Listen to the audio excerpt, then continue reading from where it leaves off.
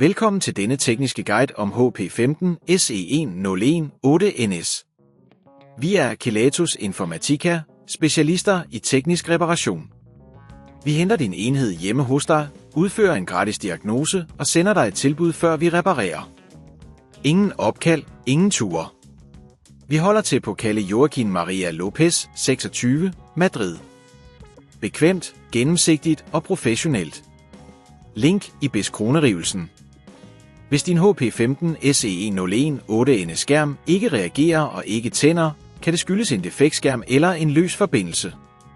Hvis problemet ikke bliver løst hurtigt, kan det føre til yderligere skader på din enhed, hvilket kan gøre reparationen dyrere. For at udføre denne reparation skal du bruge en S-kronerugetrækker, en plastikspuder, en ny skærm og antistatisk håndledsrem. Først skal du sikronere dig, at enheden er slukket og frakoblet strømmen. Brug plastikspuderen til forsigtigt at åbne kabinettet om krognøringsskærmen. Vær opmærksom på ikke at beskadige de nærliggende komponenter. Når du har åbnet enheden, skal du finde den defekte skærm. Den er normalt fastgjort med S-kroneruer, som du skal fjerne med S-kronerugetrækkeren. Husk at notere, hvor S-kroneruerne sidder, så du kan sætte dem tilbage korrekt. Når S-kroneruerne er fjernet, skal du forsigtigt trække skærmen væk fra kabinettet.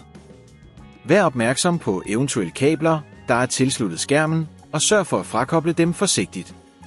Hvis det på dette tidspunkt føles for kompliceret, så husk at vi hos Kelatos henter din enhed hjemme og sender den repareret tilbage til dig. Tag den nye skærm og tilslut kablerne, som de var på den gamle skærm. Sørg for, at alt er korrekt tilsluttet, og sæt skærmen på plads. Fastgør skærmen med de S-kroneruer, du tidligere har fjernet. Når alt er samlet, skal du lukke kabinettet forsigtigt og sikronere, at der ikke er nogen løse dele. Tænd for enheden for at kontrollere, at skærmen fungerer korrekt. For at undgå, at dette problem opstår igen, skal du sørge for at håndtere din enhed forsigtigt, undgå at udsætte den for stød eller fald. Hold også enheden ren og fri for støv, da dette kan påvirke dens ydeevne. Hvis du ikke vil risikere at beskadige din enhed, så henter vi hos Kelatos den op, reparerer den og leverer den hjem til dig overalt i Danmark. Link i beskronerivelsen.